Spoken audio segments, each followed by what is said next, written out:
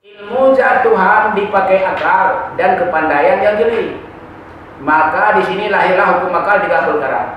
Maka bermula mengenal Tuhan dengan akal. Hukum akal tiga apa? Wajib, mustahil atau harus. Baru dikupaskan itu. Jalan keluarnya. Sesuatu yang dimakal adanya dan tidak dimakal tidak adanya. Dan mustahil adanya dan tidak mustahil adanya. Itu hukum akal.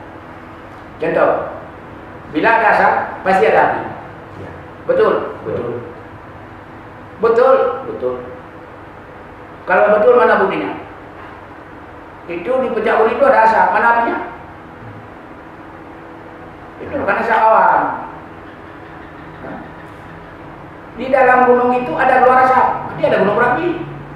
Gunungnya ada, api jangan nampak kan? Tidak dikawal asap kan? Itu hukum akli, ada alam ini, ada yang membuatnya begitu. Yang perlu dibincangkan sekarang ketika mau disembah.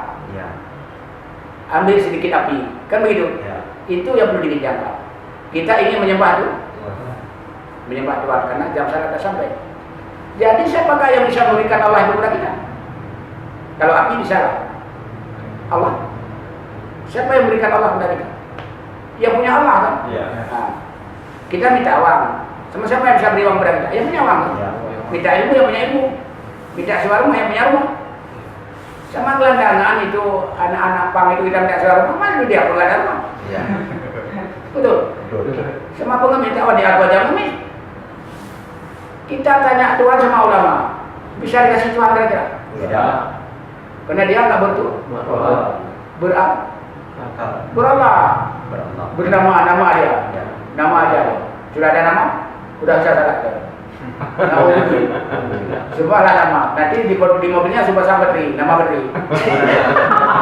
Jalan udah lihat pasang nama bateri. Tulis itu bateri.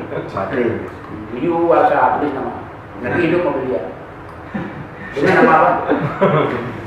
Hidup mobilku dengan nama bateri juga asal. Itu lama gila. Dengan baterai dan airnya ada api di dalamnya, kan gitu? Bukan nama baterai.